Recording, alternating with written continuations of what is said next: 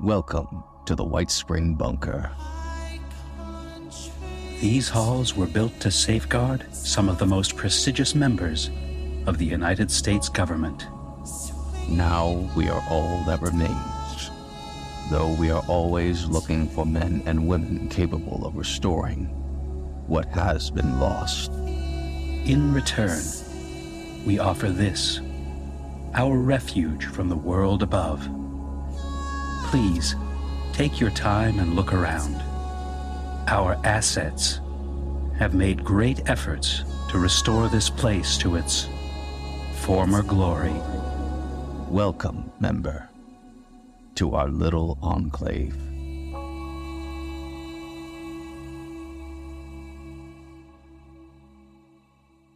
Welcome back, members. As always, I am the Operative, your designated tour guide and host here at the White Spring. Not since the Scorched poured forth from the Cranberry Bog has Appalachia faced a threat as terrible as the Super Mutants, who have overrun most of the Savage Divide. The new Enclave suffered a serious defeat at the Battle of Emmett Mountain, and the survivors have been forced to flee, scattered to the four winds. Worse, MODUS has taken steps to protect himself, not from the Super Mutants, but from human failings and weaknesses, utilizing nightmarish technology and data collected from Project SOMNUS and Commander Sofia Daguerre's Deep Sleep program. Trader Red survived her ordeal in the Mire, only to find herself altered, both a blessing and a curse, and ponders what her future may hold. And as Appalachia fractures, dark forces hidden away below our very feet are emerging into the light. They have their own plans for the world above, plans, if allowed to succeed, will forever alter the course of humanity.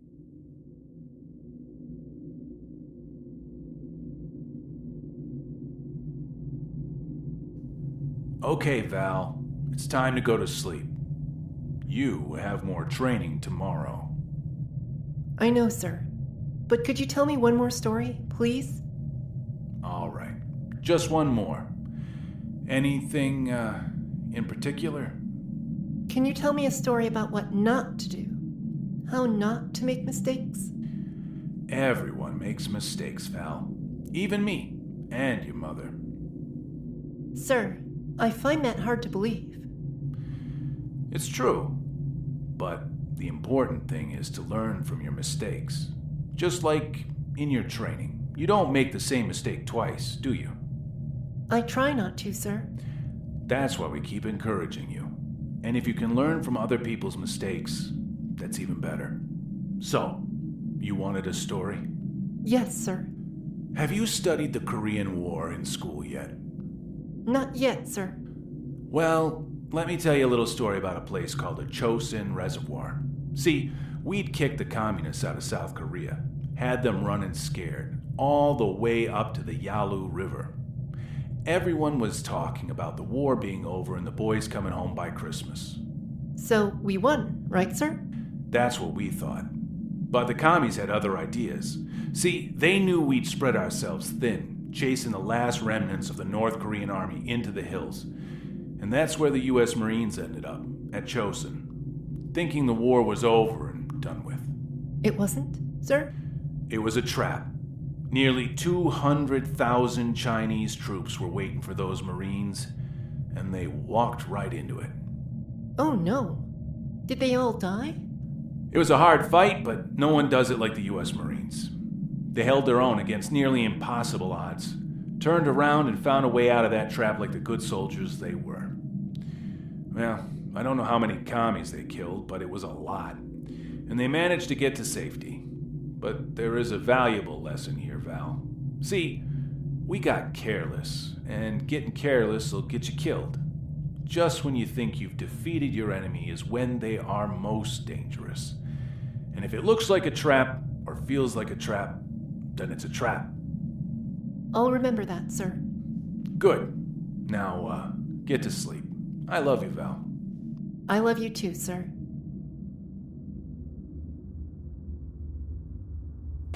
The sound of shuffling mole miners snapped Valeria back to reality.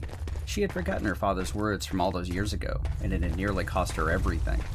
Slowly, Valeria's eyesight adjusted to the darkness inside the cave. Her mind was a muddle of thoughts and feelings as she followed Lawson deeper into the depths of Appalachia, along with the others. The mole miners, once considered a nuisance, led them ever downward, speaking to each other in the muffled gibberish that constituted their language. The air became thicker and more accurate the further they proceeded. Entering a large chamber, Lawson held up his hand and went over to a series of old rusted lockers. You'll need gas masks for the rest of the way.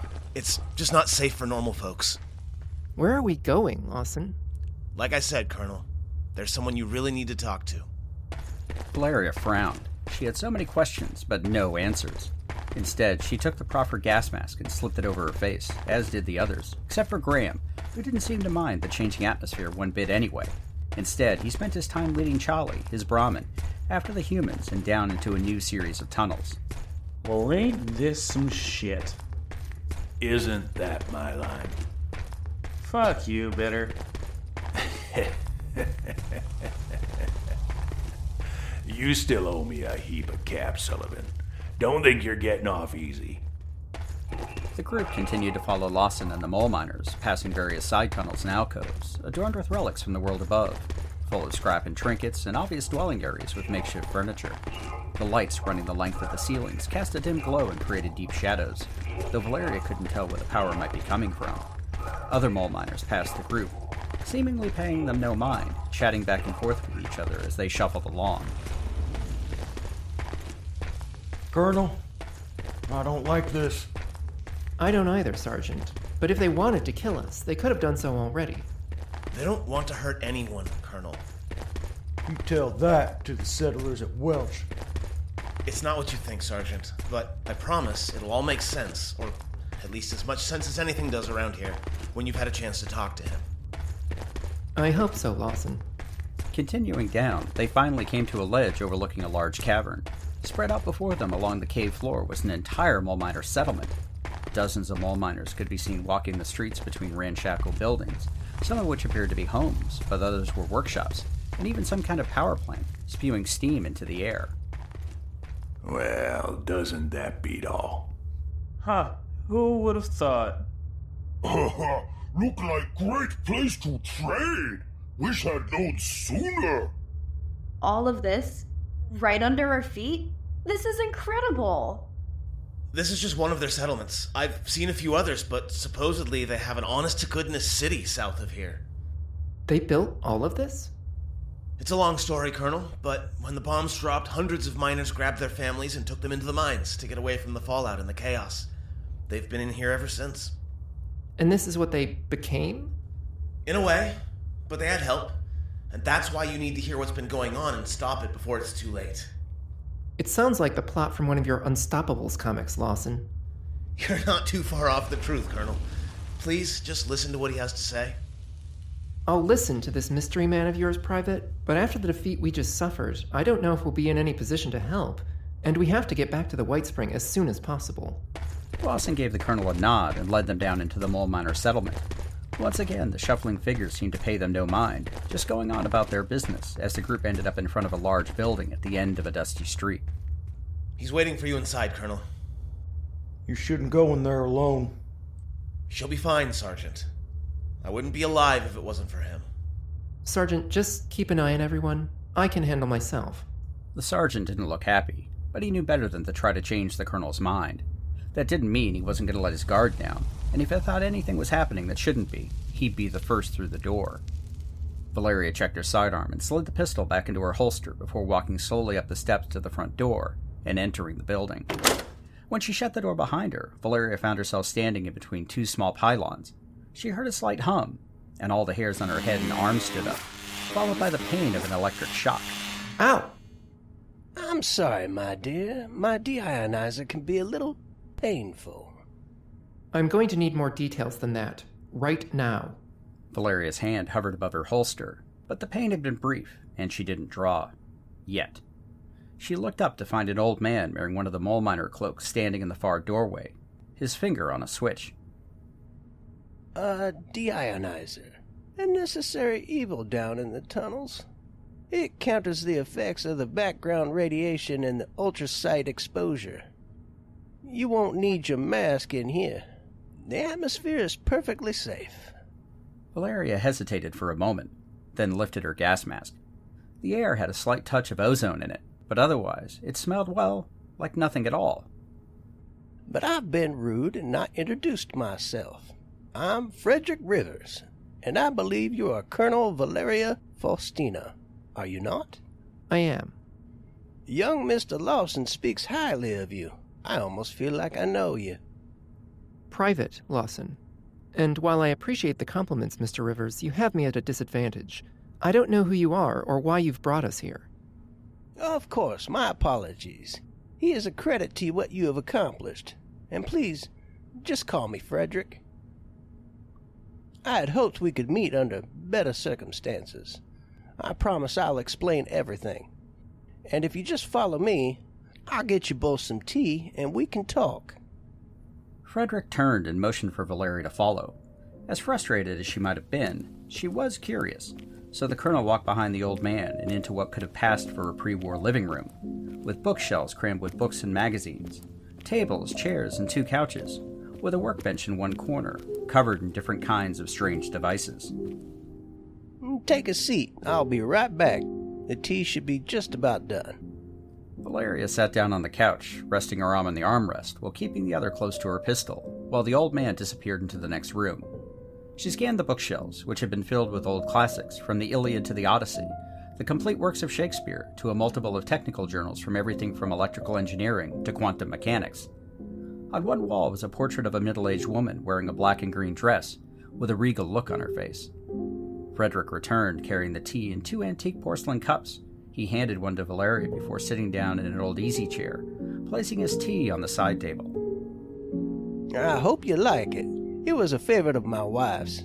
Just a hint of sugar and a splash of Brahmin milk.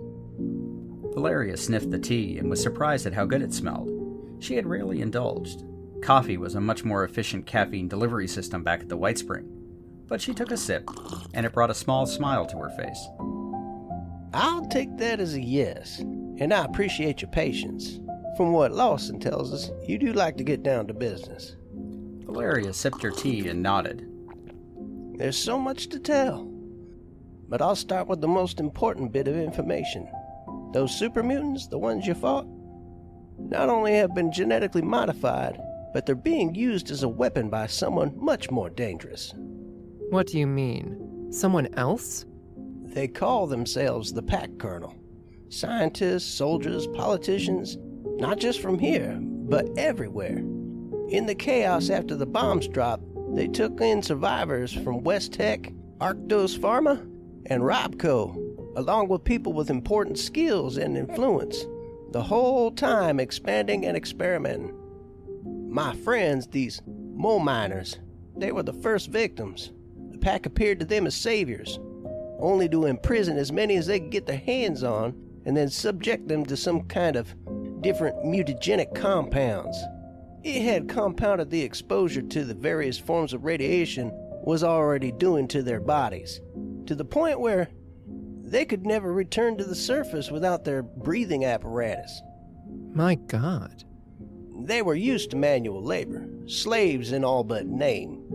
After a few years of this abuse, they staged their own rebellion. I have been told that it was very bloody and many were killed, but a number of them were able to escape, to find new tunnels and hide away. That didn't keep the Pack from trying to find them, however, and it soon turned into a vicious little war here underground. But why are they hostile to the people on the surface? You are aware of the labor unrest that occurred in Appalachia before the war, are you not? Of course. The communist infiltration and anti-war propaganda led to riots. That's what they wanted you to think. That's what they wanted all of us to think. I myself was inclined to believe what I was told, but I have since learned it was all lies. The rampant automation, dangerous working conditions, and hazardous disposal of toxic waste, it was all leading us to ruin. And for the workers who experienced it firsthand, of course they would decide to take matters into their own hands. Now imagine the same executives and managers who did this to them before the war ended up enslaving them again after the war. The same people? The Garahans, Hornwrights, and the others. They didn't die with the bombs, Colonel.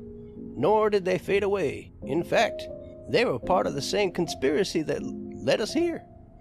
My friends learned to fear all outsiders, And when the new settlers came to take what they knew was rightfully theirs, well, unfortunately, it resulted in more violence. I've spent years helping them, trying to rebuild some measure of trust so we could reconnect with the surface world, to warn you all what was happening. But it wasn't easy. Just who are you? Your name sounds familiar, but... The old man sighed and sat back in his chair. The lines on his face seemed to deepen, and he closed his eyes, casting his thoughts back to those many years ago, to the days at Riverside Manor. I suspect Private Lawson might have mentioned my wife a time or two during his time at the White Springs. He admits to being quite a fan of the old comic books. Wait, Rivers? Your wife was Shannon Rivers? The actress who played the Mistress of Mysteries? Were you a fan, Colonel? No, well, they used to play the old serials at night in the vault. I might have listened to a few of them. My wife, rest her soul, tried to be the hero that Appalachia needed after the bombs. For a while, she was the Mistress of Mystery. She and our girls, but it never works out the way it does in the comics, does it? Valeria felt the weight of those words rest on her own shoulders. No, it doesn't. We were betrayed and lost everything. I don't know why my friends pulled my broken body from the Riverside Manor and nursed me back to health, but I've taken it as a second chance to make up for the mistakes of the past. A wave of weary despair rose up in Valeria's throat, but she tried to keep a tight hold on her emotions. The stress and exhaustion was taking its toll, but she couldn't allow herself to lose control, not when her people needed her most. It's not that I don't believe you, Mr. Rivers. Frederick, please. Frederick, this is quite a lot to take in. Part of me is still convinced that all of this is some kind of weird hallucination, while the rest of me is trying to understand how so much could be happening that we aren't aware of. You're saying that a secret society has existed underneath Appalachia since the war, yet we've seen no evidence of them? I know how it must sound. I don't expect you to just take my word for it, so I have something to show you. A sample of what the Pact has planned. Not just for Appalachia, for I fear their evil intentions extend far beyond as well. Frederick rose from his chair and walked over to Valeria, extending his hand. The colonel wasn't particularly inclined towards hand-holding, but prided herself on being a shrewd judge of character, and could see that courtesy and old-fashioned manners were a coping mechanism for the man. After a moment, she stood up, carefully setting the teacup aside, and took the offered hand, allowing herself to be led towards the rear of the building. As they proceeded through the space, Valeria could see more of what could only be described as gizmo and doodads, in popular parlance, items that looked like stylized weapons straight out of the comic books, along with a host of electronic devices and half-assembled terminals. I don't think I've ever seen anything like those before. I've always had a way with technology. In fact, your artificial eye might have just come from one of my side projects with DARPA before the war. This might be yours? A derivation, perhaps. I often wondered how we could be so advanced, yet foolishly allow ourselves to almost destroy the whole world with our hubris. Frederick led Valeria to a rear door. It was made of solid steel, with frost covering the frame. This is one of my storage rooms. It's designed to hold biological specimens. The Pact has been sending mutated monstrosities after my friends and I for years. Perhaps you've even encountered some of them above ground as well. However, they are merely the tip of the iceberg. Frederick pressed a red button next to the door, which revealed a biometric hand scanner. He placed his hand on the pad, and Valeria watched as the light turned green. The door groaned as it opened. The colonel was impressed to see that it was at least 5 inches thick, much more like a vault door than one would find normally. Just a precaution. Our samples are for the most part dead by the time they are brought here. However, one can never be entirely sure with mutations. A blast of frigid air hit the colonel in the face, raising goosebumps along her arms. Frederick tightened his cloak and stepped inside. As the colonel followed, she found herself in what looked like a large meat locker with frosted cylinders along one wall, each of them occupied by a mutated creature. Others were hung up on hooks along the opposite wall, while there were several tables, each one covered by a cloth. As I stated, my particular skills revolve around the application of exotic technologies. But you could say I've gotten a crash course in molecular biology, virology, and mutagenic research. These are just a few of the ones I've been able to study. Valeria walked around the room. While she recognized some of the specimens as cryptids her teams had encountered in the field, others were completely unknown to her. She went up to one of the cylinders and wiped away the accumulated frost, only to jump back with a start, hand instinctively dropping to her pistol, when she found herself face to face with a glowing Wendigo. Ah, that's a scary one. This is a Wendigo. Indeed, very nasty and difficult to kill. Despite their emaciated appearance, Private Lawson mentioned you had an encounter of your own with one. Valeria brought her hand up to the side of her face, touching the scars there. Twice. The first time caused these, and the second, well, I was much better prepared. This is quite an accomplishment. We still aren't sure exactly what causes this particular mutation, although we have our suspicions. However, these are not why I brought you here. The Pact is working on something far more sinister. Frederick strode over to one of the tables, covered in a large white sheet. The fabric was stained with a mix of green and yellow fluids, and the body underneath was large, maybe 9 or 10 feet long by the looks of it. Several years ago, we uncovered a new project the Pact have dedicated their resources to. Beyond simply mutations and experiments with the forced evolutionary virus, this represented a threat the likes of which we could barely conceive. The old man pulled the sheet from the table, revealing the partially dissected body. Oh my god. It's called Project Oni. This is merely an early version of what they intend for all of us. And those super mutants you faced above are just a stepping stone towards their larger goal. This is why I brought you here. Because without your help, this may as well be the end of humanity as we know it.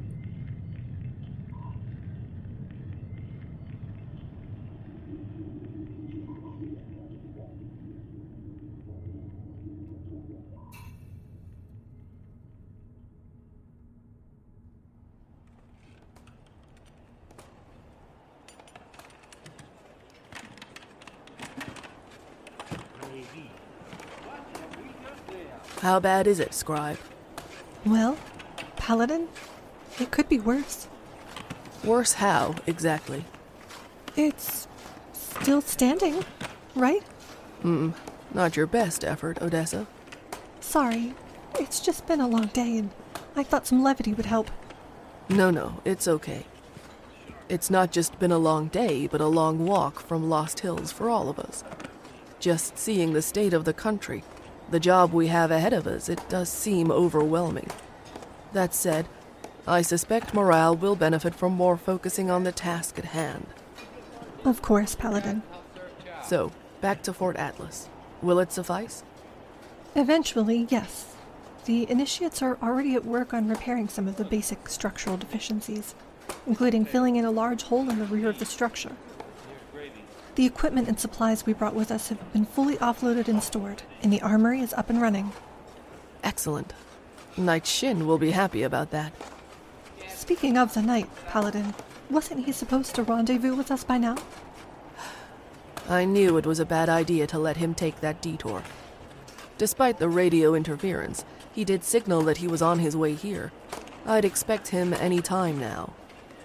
I'd feel a lot better with him here. The locals we've been able to interview are running scared. More reports of what they call super mutants?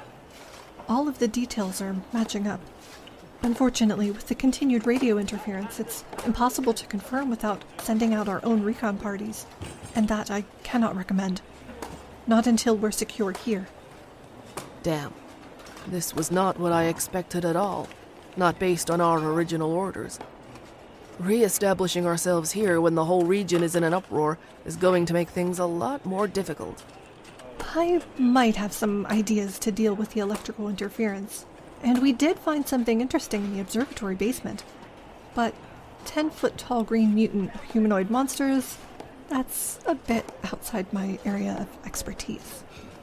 The two Brotherhood members were interrupted when Felton Reed, a local who'd lucked into communicating with the expedition as it crossed the Mississippi River and was currently viewed as both a blessing and a curse, came running up, carrying a pair of binoculars. The Brotherhood of Steel had had next to no information about what was happening in Appalachia, except for the apocalyptic last messages shared between Scribe Grant McNamara and Lost Hills about the Scorched plague. Elder Maxim had finally convinced the other leaders of the Brotherhood to send a reconnaissance force to determine what had happened to Paladin Taggarty and her men, and determine if the Scorched were still a threat. At least that's what the official orders had said. During the trip across the Broken Nation, the force had lost contact with Brotherhood Command, but that had been expected. They had contingency plans to find a long-range transmitter in Appalachia, and Scribe Valdez suspected they might even find one in the very Atlas Observatory they intended to convert to their new home. Paladin! Scribe! Knight Shin is here, and he's got civilians with him. Civilians? That doesn't sound like Danny. What was that, Paladin? Nothing, Initiate. Let Knight Shin know he's late, and I expect a full report. Of course, Paladin. Paladin Romani sighed softly as Felton Reed saluted awkwardly and ran off towards the gate, while Scribe Valdez could barely stifle a laugh. Of all the people we could have connected with here in Appalachia, why on earth did it have to be him? Look at it this way, Paladin. He's eager, at least. Well, if we're going to succeed here, we're going to need a lot more than just Mr. Reed. I knew there'd be challenges, but I definitely didn't expect that walking across the entire country would be the easiest part of our mission. A cloud descended across the Paladin's face as she took in the vista before her. The mountains and valleys of Appalachia were far from the welcoming landscape she had expected, even after speaking with Scribe Takano and the threat of the Scorched, and it was their initial contact with Felton Reed that confirmed the Scorched threat had been defeated, though the details left a lot to be desired. However, now they were flying blind. At least the Scorched were a known threat. These Super Mutants were something else entirely. The Paladin's thoughts were interrupted by the sound of multiple suits of power armor pounding their way past the newly erected barricades and into the main compound. Shin does like to make an entrance, doesn't he? I'm more interested in his detour. Why did he need to split off from us again? Orders from Elder Maxon. He wanted Shin to check on an old military site to the north. Though, in hindsight, I should have told him to wait until we got established here. Knight Shin led his company of Brotherhood soldiers into the courtyard. Their power armor gleamed in the afternoon Appalachian sun. The Paladin sighed again. She wished the knight would have put half as much effort into his attitude as he did in the condition of his armor. To say that he was abrasive was like saying sandpaper was merely itchy. Romani strode down and ended up in front of the knight, who delivered a parade-worthy Brotherhood salute before removing his helmet. Paladin? Knight Shin, you're late. The Initiate already delivered that message, Paladin. And while I do apologize, per the Elder's orders, our detour was necessary.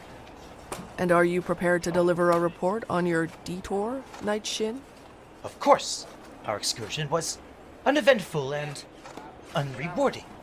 However, we have more urgent matters to discuss. Or more correctly, our guests do. Guests?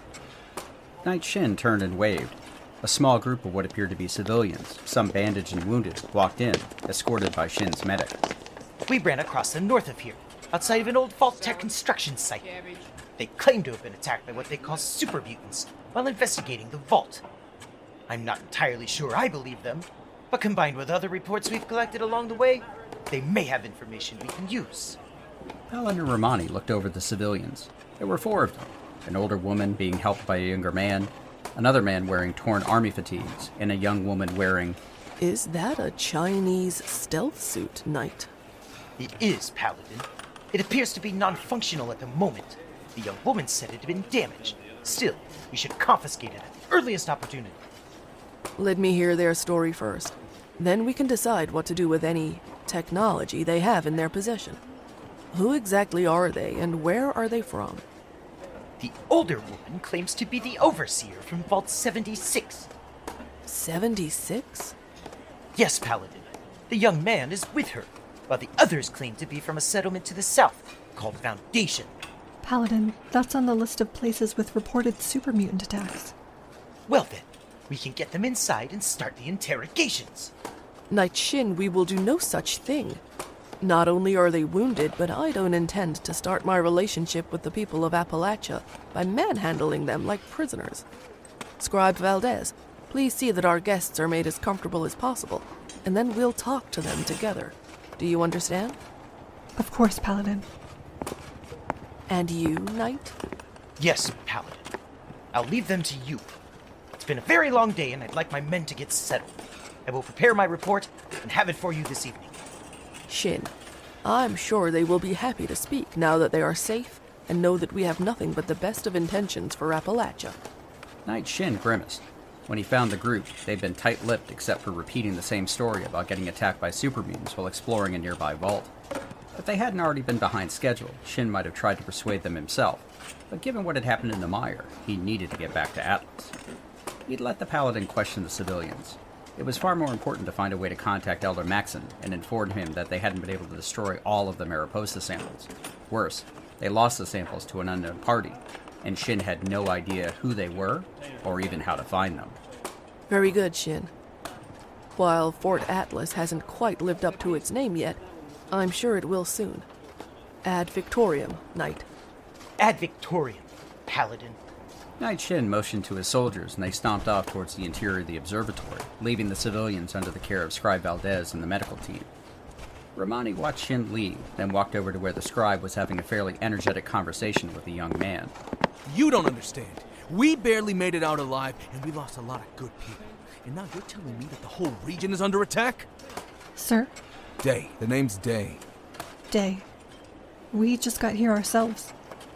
Without radio communication, we don't know much about what is going on beyond what some of the locals have told us. Now, if you'd let us treat you and your friends... This is a waste of time. Day, that's enough. This is not how we treat newcomers to Appalachia. Sorry, Overseer.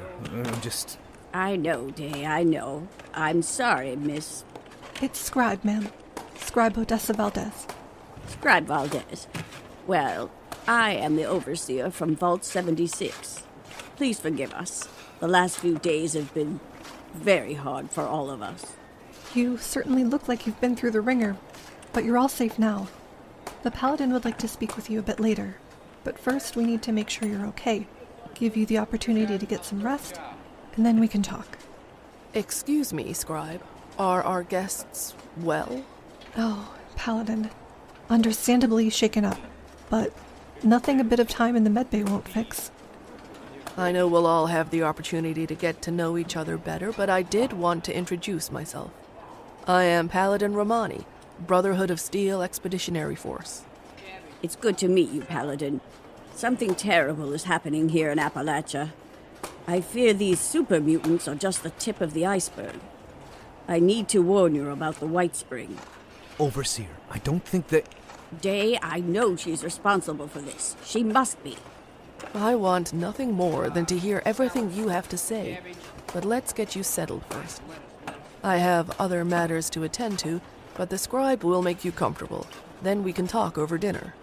The Overseer frowned, but nodded as the medic swooped in while the Paladin turned and walked back into the observatory. Day could barely contain his frustration and waited until the scribe was busy speaking to Radcliffe and Jen before stepping close to the Overseer, leaning in to speak.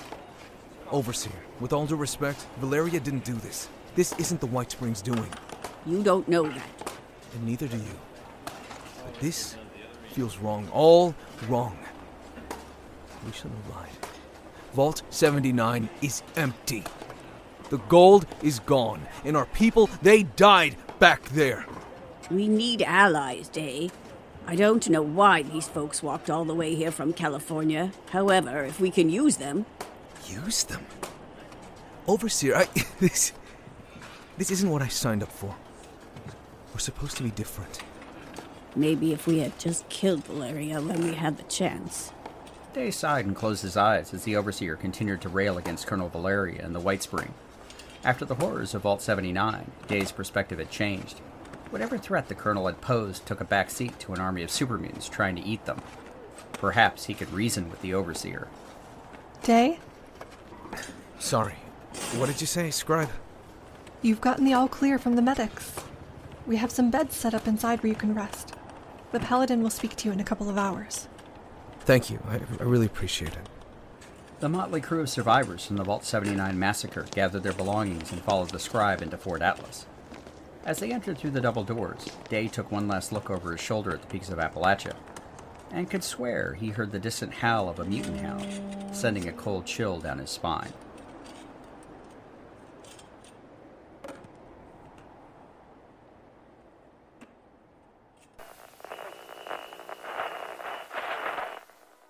Once upon a time, 27 years after the bombs fell, there were two people, a vault dweller and a California girl.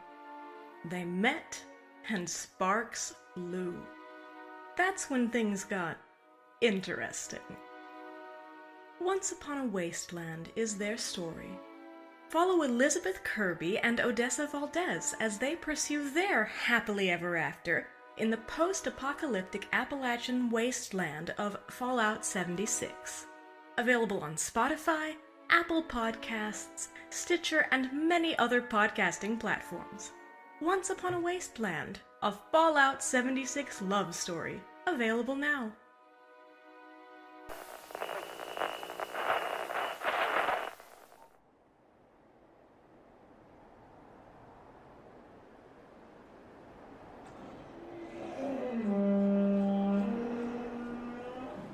Human time is done!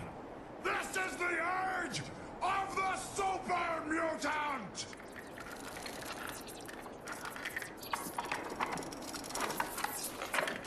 You know, Spike, when I said I wanted to spread a little chaos, this might not have been what I meant.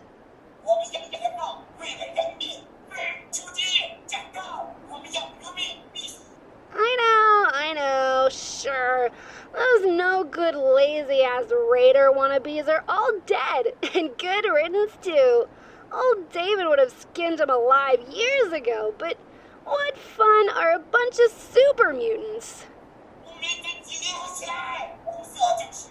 No, I don't know where they came from, and I don't think they're in the mood to answer questions either. Did you see what they did to the vendor protectrons? I don't think I've ever heard one of those old bots scream. Until now.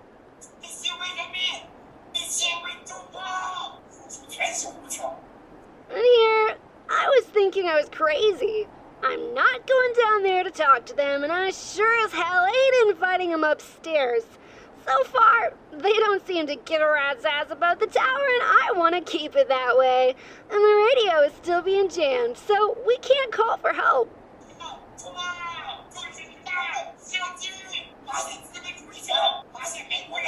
Yes, I said help. You know how much that hurts me, don't you? But it ain't no fun if all the real raiders, or everybody gets eaten by the big green guys. And how can I annoy people if I can't even get the radio to work?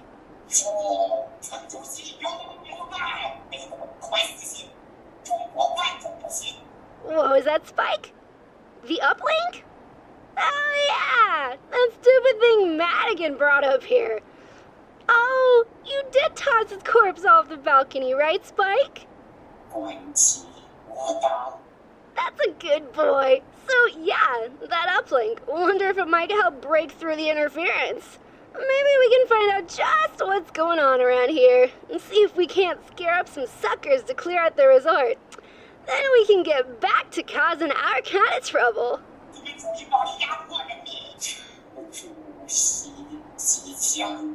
You know, that reminds me. I wonder if Duplica managed to tell anyone about our visitors. Not that we can check. Based on what's happened, she's probably mutant chow. Oh well, now I just have to remember where I put that stupid thing.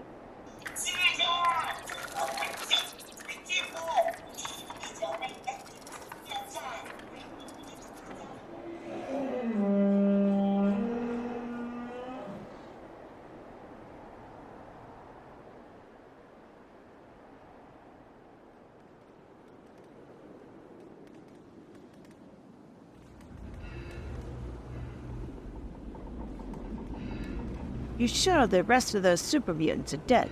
Wasn't easy, but yeah, we got them. Just where the fuck did they come from? Right up out of the goddamn ground. I figured our goose was cooked when that big one showed up. Fucking Johnny. Yeah. Sorry about that, Meg. It's okay. He always did want to go out with a bang. I just don't think he figured it would be on the receiving end of a telephone pole. We're still getting everyone organized. Figure out how many we lost. Rara and Gale are okay.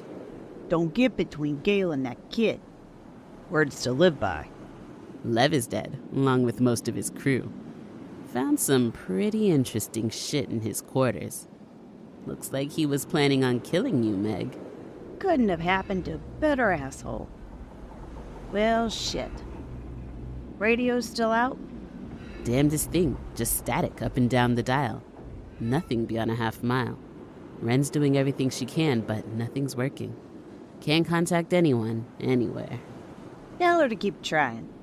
Somebody's gotta know what's going on and where the hell those super mutants came from. How long would it take to get a crew down to Vault Town? Vault Town? You heard me. If anyone knows anything, they'd be the one. And our other friends? The resort? Too far south. But I know they have people at Vault Town. Kill two birds with one bullet, right? Alright. Tell Weasel and her guys to get ready to move out. Tell them I expect them not to get eaten along the way.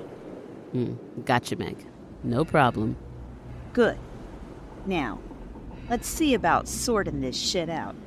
Getting rid of these goddamn bodies. Start acting like the raiders we are again. Got it? Meg watched Roxy head back into Crater while she surveyed the surroundings. They'd lucked out when they'd stumbled on the old crashed space station when the gang returned to Appalachia. Over the past couple of years, it had become their new home and a thriving community. And while they still might be raiders, deep down, a lot of them had put down roots and were happy to earn at least somewhat of an honest living. While they weren't happy to share Appalachia with the newcomers, even Meg saw the advantages of relationships with the other factions in the region.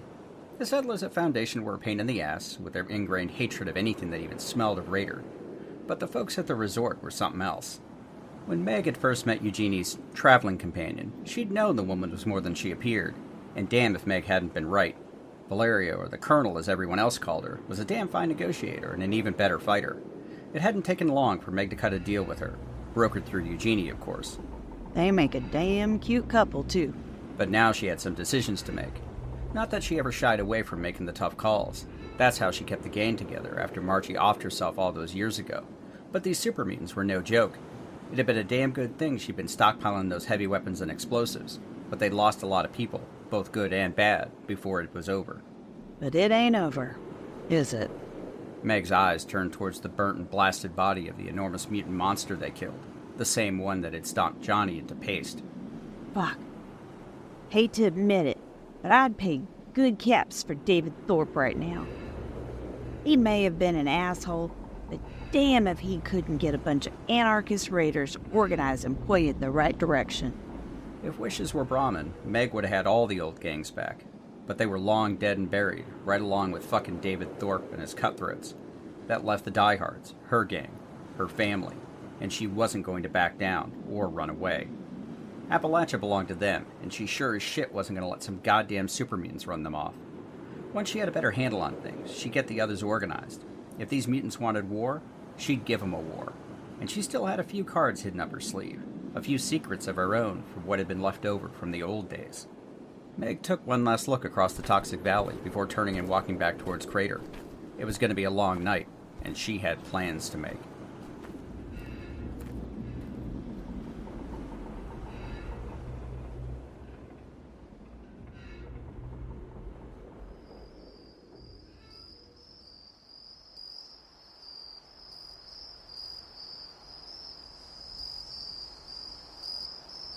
The sun had set over the Appalachian hills, leaving a growing darkness in its wake. Fires dotted the tops of the peaks of the Savage Divide to the east, an ominous sign of expanded super mutant activity, while to the west, the landscape was dotted with the faint glow of settlements and camps, now standing mostly in isolation as the ever-present radio interference hampered communication between them.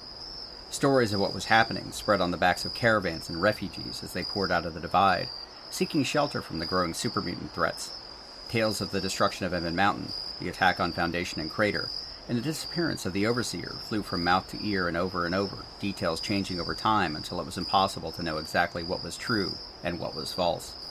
All anyone knew for sure was that the super mutants were coming, and there was precious little they could do to stop them. Near the old Uncanny Caverns tourist attraction, a lone figure slipped away from the small refugee camp and made their way across the parking lot and into the old gift shop. Rumors swirled that the caverns themselves were haunted, keeping all but the most courageous, or crazy, at a safe distance. Closing the door behind them, the figure gave a low whistle.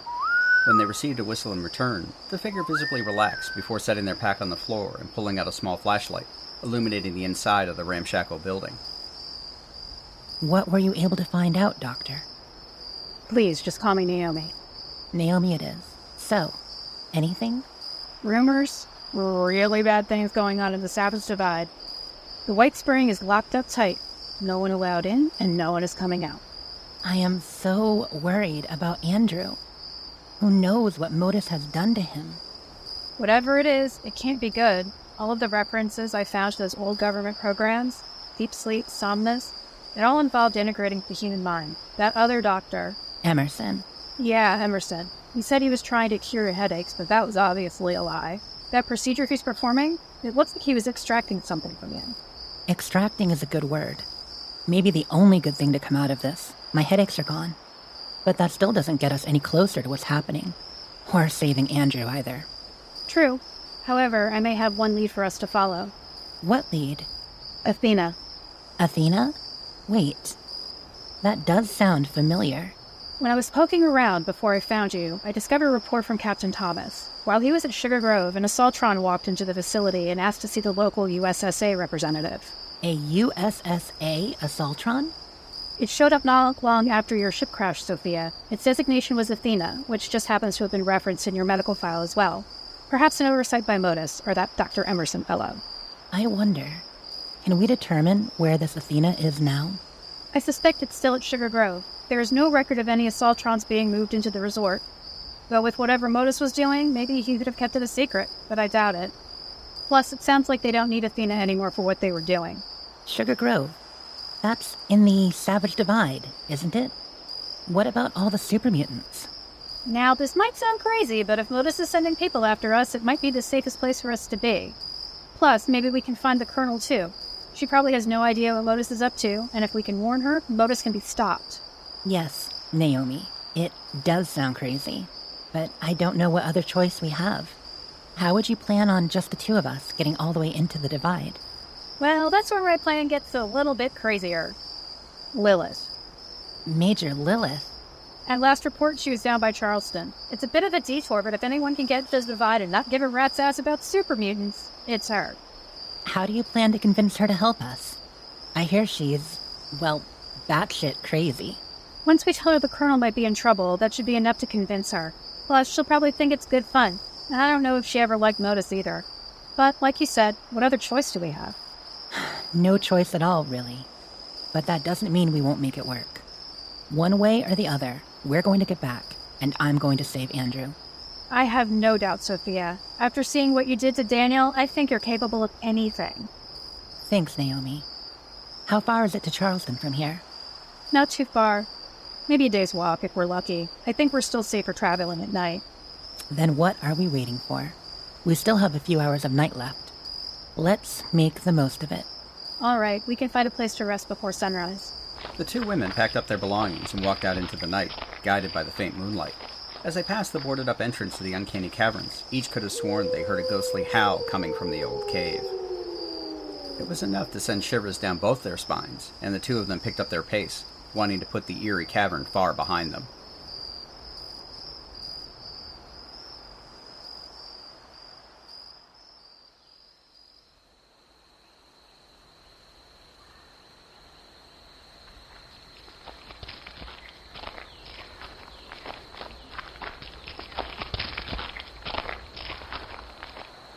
Not bad, Doctor. Not bad at all. Barely any sign of a camp. No trash. Tracks cleared away. You're not making this easy, are you? Good. It'll be that much better when I find you and the astronaut. You're going to wish you had killed me when you had the chance. Lieutenant Shadow finished his sweep of the uncanny caverns. His jaw still hurt, and he endured the pain as a constant reminder of his target and his failure. Now, where did you go, Doctor? East? South? I bet you're looking for friends. Charleston. You're going to Charleston. Shadow rubbed the dirt and dust from his hands and smiled. Keep running, Doctor. It's been so long since I've had a real challenge, and I want to savor this. It's only a matter of time. I'll find you and I'll finish what I started. The big man slipped silently out of the gift shop, passing the bodies of the two traitors, who were helpful enough to point Shadow in the direction of where the two women had last been seen. It never paid to leave loose ends. As Shadow disappeared into the trees, heading in the direction of the Golden Dome on top of the old Capitol building, he himself was being watched. Shh. We don't want old Shadow to hear us. At least, not yet. Let's see where he's going. Then we can ask him why. Lilith emerged out into the sunlight, followed by her two mutant hound pets. She snapped her fingers, and the hounds padded over to the dead traitor bodies and started tearing into their flesh, swallowing large chunks. Now, girls. Make sure you save some for Mommy, okay? She wasn't worried about tracking Shadow. Despite how sneaky he thought he might be, Lilith could still smell him a mile away. Lilith's wounds had finally healed, but it did nothing to dampen the rage she felt inside.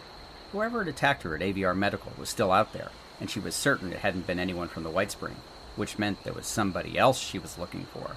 A mystery inside a mystery. So exciting!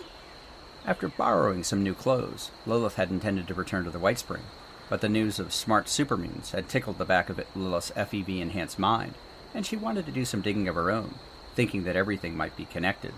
And if it led her to the people who killed Malgus and stole her research, then all the better. But first, Lilith wanted to find out what Shadow was doing. She never trusted the man. He always smelled funny. It didn't take a genius-level intellect to figure he was tracking someone. So she'd deal with Shadow, find Val, and get to the bottom of what happened at AVR Medical. There could only be one alpha predator in Appalachia, and Lilith was going to make sure that it was her. Step aside, girls. Mummy's hungry.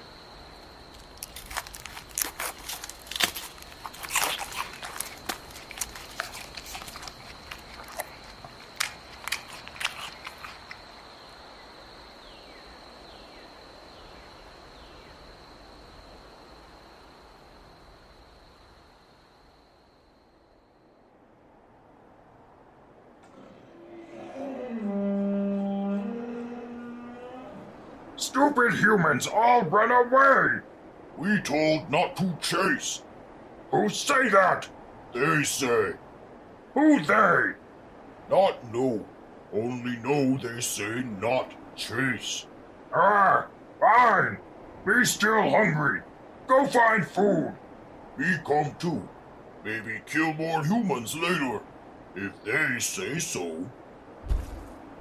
The two super mutants wandered back up the broken asphalt road and disappeared over the hill back in the direction of Huntersville.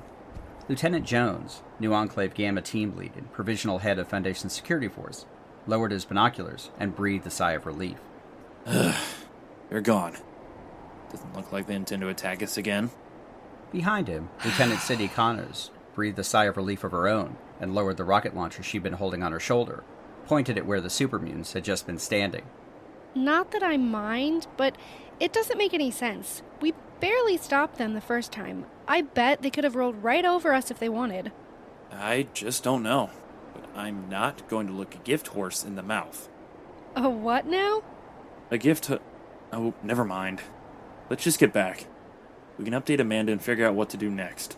If the radios are still out, then we'll need to figure out some other way to contact the White Spring. I want to talk to the Colonel first. The Shadow thing again? Yeah, I get it.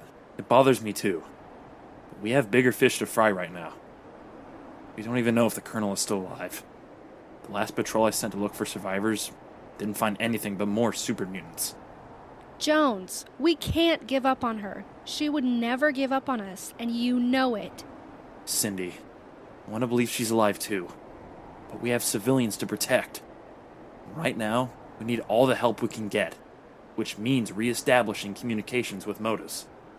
Cindy frowned and slung the rocket launcher over her shoulder. It wasn't that Jones was wrong.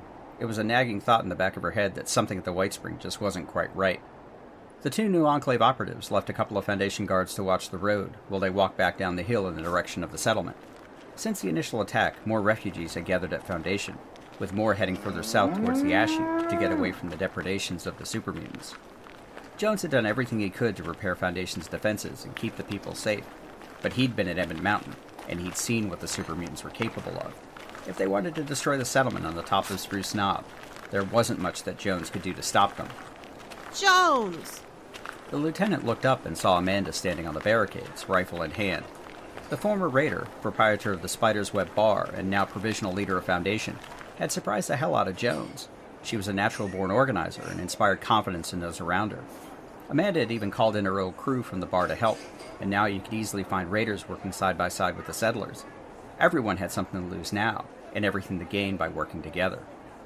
Looks clear so far, Amanda. The mutants aren't moving towards us at all. All right, meet me over at Sunny's. We gotta talk. You too, baby doll. Jones flipped a quick salute and looked back at Cindy. She was blushing. It made Jones chuckle, but he had to admit the two of them somehow meshed well together, and from the stories being told about the original battle against the Super Mutants, both of them had more than held their own. Well, Jones and Cindy threaded their way through the throngs of refugees until they arrived in the marketplace. The sole remaining Sunnybot had gotten its arm repaired and was currently hawking its wares, and if Jones didn't know any better, it sounded very smug and satisfied. Come buy your guns, food, and supplies from the real Sunny. Best prices in the wasteland. Spend your cash at Sunny's. Jones caught sight of Amanda and Eugenie standing together. So, Jones, you said those super mutants are leaving us be? As far as I can tell, Amanda, we're only seeing them in groups of 2 or 3 now, like small patrols. Enough to keep an eye on things, but not enough to pose a threat. Yet. Yeah, that's true. It just doesn't feel like they're planning another attack. I don't know how to describe it, but I've learned to trust my gut. We still can't take any chances. Word from the new folks arriving is that the mutants attack just about everywhere. Even heard Crater got hit. Super mutants tore a fucking big hole right in the middle of Appalachia. And don't even get me started on those damn drill things. A couple of other people saw them too, but I haven't a fucking clue where they came from. The radio's still out? Total blackout, Jones. I sent Duplica out to check on one of them old broadcast stations a few miles from here. Equipment's a bit old, but everything worked. We just can't get a signal out. Either we don't have enough power, or someone is specifically tracking and jamming all of our transmissions. Duplica and I thought about that, and you might have hit the nail right on the head. Someone's fucking with us, and I don't think it's some super mutants either. But if it isn't the super mutants, who else could it be? If I had to guess, it has something to do with those drills. There's something else going on, though. I can feel it. All we have to go on are little scraps of information and our intuition. Neither of those things are going to help us right now. We need to reestablish communications with the rest of Appalachia. Otherwise, we're all fighting blind. I might have an idea on how we can do that. Eugenie, you have a plan? Not so much a plan, but I know someone who might be able to help. Who would that be? One of the ghouls from my compound. Just so happens to also be from right here in Appalachia, from up north. She developed some technology that we could tap into, repurpose as a jury-rig communication system. It's just about hardline, so you can't jam it. That's great! But how can you get word to her? And how long would it take for her to get here? She ain't what you call a social type. Swore she'd never come back after what happened, but I think I can convince her. Take a couple weeks for me to get to the compound and back again. One of us should go with you. It's way too dangerous. Cindy, while I appreciate the concern, I ain't no spring chicken. Plus, my folks aren't too keen on smooth skins, knowing where they hang their hats. No offense, but my people don't know you like I do. I'll be fine. Y'all just need to protect all these folks until I get back. We will, Eugenie. And Jones, I don't ask for much. Happy to do my part, because I feel like this is as much my home now, but I do need you to do something for me.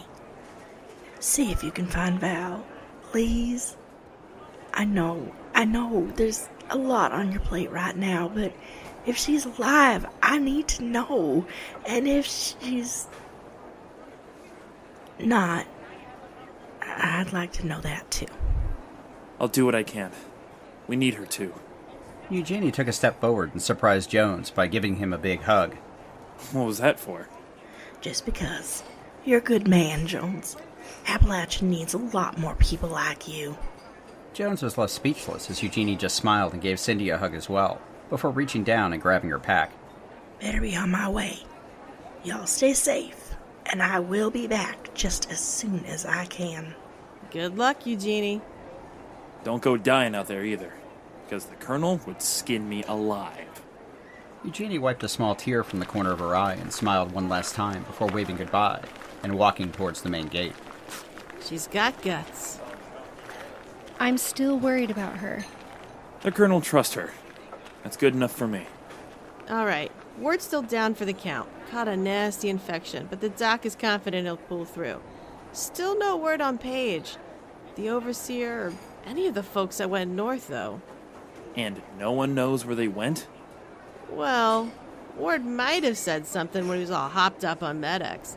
Mentioned some place called Vault 79.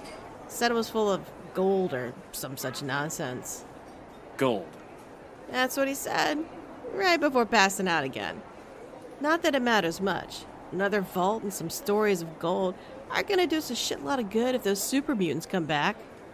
What about that hole downstairs? The place that drill came through? What about it, baby doll? I know you closed it up and all, but we could go back and take another look. Maybe we can figure out where it came from. I'd really rather not open that can of worms again. Amanda, Cindy might have a point. And here I thought Blood Eagles were the crazy ones. It's not crazy. It's the smart thing to do. Come on, Amanda, please. What a day for y'all to lose your damn minds. I have no idea who I can spare, Jones. I ain't sending you down there. I need you here, in case those super mutants decide to come back. And baby doll, hell no, you're staying here too. Amanda, I think you're making a big mistake. I made a promise to Ward.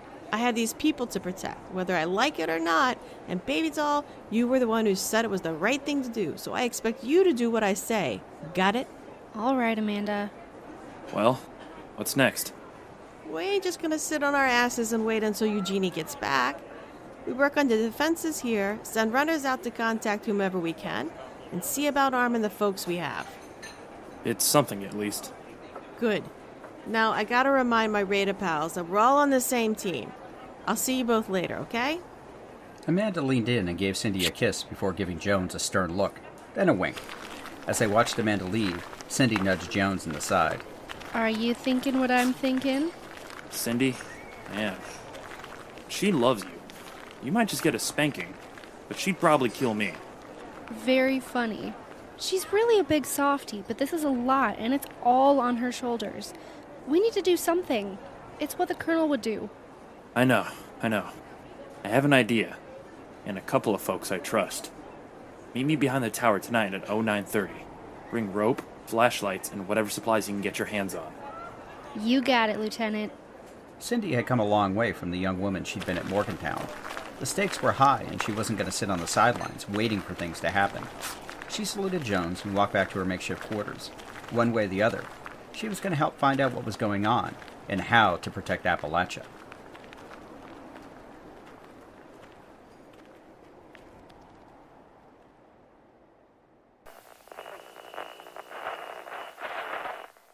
Hi, everyone. I'm Chris. And I'm not. We're not doing that routine right now. We're trying to do an advertisement. Oh, fine.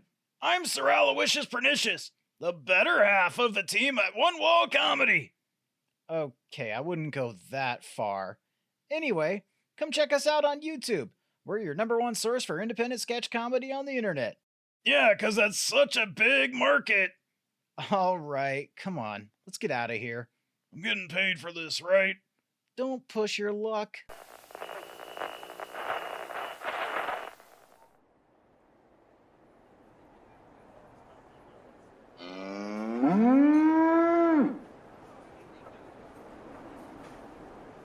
You ain't paying us nearly enough to guard these shipments, Vinny. I've lost half my customers. How are we supposed to make caps if the super mutants eat everyone? It's bad juju, Vinny. I think it's about time we start heading to the hills ourselves. Hold your damn horses, everyone. Yeah, I know things are tough right now, but adversity brings opportunity. Folks will be demanding guns, ammo, supplies. Everything we can provide to them. Sure, it's a bit dangerous, but we could start charging a premium, both for the shipments and protection. See? It's a win-win. Then I want to talk to Joanna. This isn't what I signed up for. Me neither. Those damn super mutants are sitting right on top of the best trading routes. Just how the hell are we supposed to get up to the crater now? Libby, Vera, I understand. So does Joanna. She's on her way to check things out, but she's already okayed a special bonus. Triple pay until things settle down. Don't know what good more caps are if you're not around to spend them. Vinny was tired and needed a drink. Ever since the Super Mutants had moved across the Savage Divide, it had been nothing but a long series of complaints from the traders and guards. Sure, it was an inconvenience, as was the lack of radio communications, but there were still plenty of folks willing to pay top caps for whatever Vinny could provide. And then there was his little side arrangement. Vinny just waved off the rest of his crew's concerns and walked into his tent, closing the flap behind him. He went over to his personal safe and knelt down, carefully turning the dial back and forth until he heard a click. Opening the door, he reached in and picked up something enclosed in an old handkerchief. Vinny lifted it up and pulled the fabric aside, revealing a bar of solid gold. Absolutely worth it. It was too bad about Red. Vinny admired her spirit. In different circumstances, she would have made an excellent addition to the Blue Ridge Caravan. Unfortunately for her, she ended up in the wrong place at the wrong time. Well, wrong for her anyway. Vinny's mysterious contact had confirmed Red fulfilled her contract and died in the process. He'd also given Vinny a date and time for his final payment, enough gold for him to think about setting up his own business. That's why he was happy Joanna was paying him a visit. Accidents happen all the time in Appalachia, and if Joanna was out of the way, Vinny was next in line.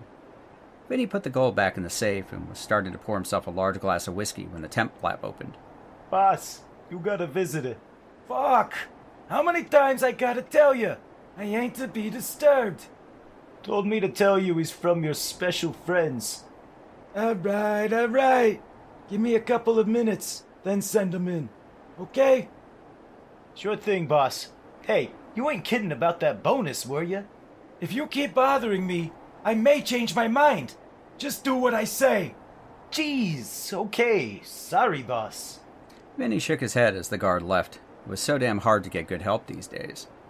He was intrigued by his guest, however. The payment wasn't due until the day after tomorrow, so he had no idea what this was about. However, he smelled opportunity, and opportunity meant money. A few minutes later, an older gentleman appeared. He wore a pair of thick glasses and an ill-fitting surveyor's outfit. If this was someone's idea of fitting in, they'd done a horrible job. Vinny Costas? The one and only. Pardon the intrusion, but you come highly recommended as someone who can get things done. I like to think so. Good.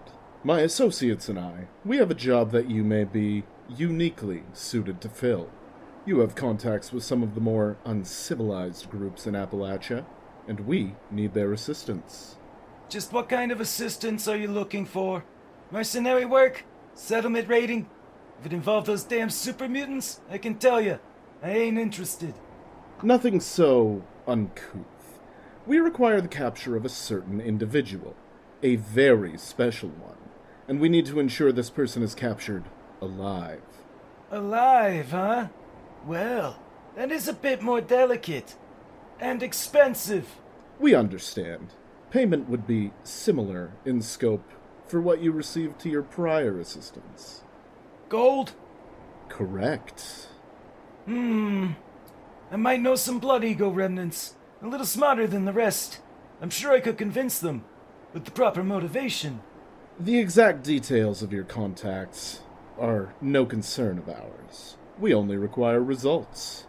Results, huh? There are no guarantees. There are no guarantees in scientific endeavors either, but we believe you can stack the deck in your favor, can you not? I do aim to please. All right. If the deal is the same as before, a down payment now, and the rest upon delivery, then you have a deal, Mr. Names are not important, Mr. Costas. However... The man reached into his jacket and pulled out a small transmitter.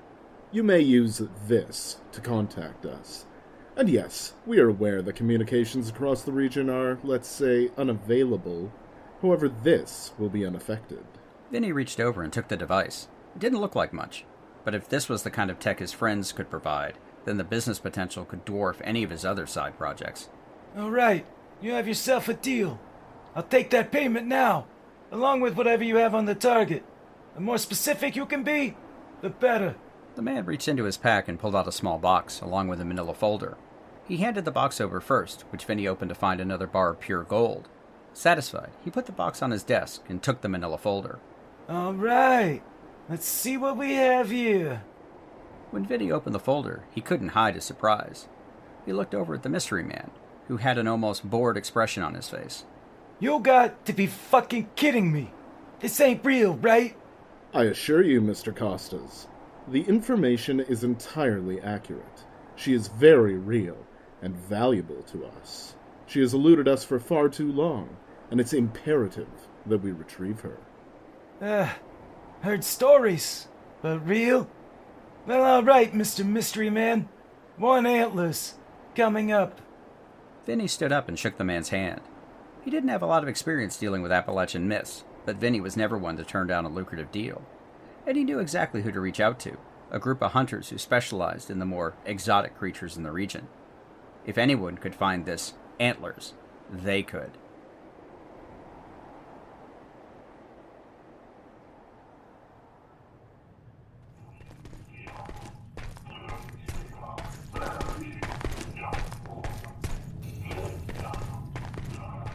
Dr. Blackburn, Grey 9 has arrived with the samples.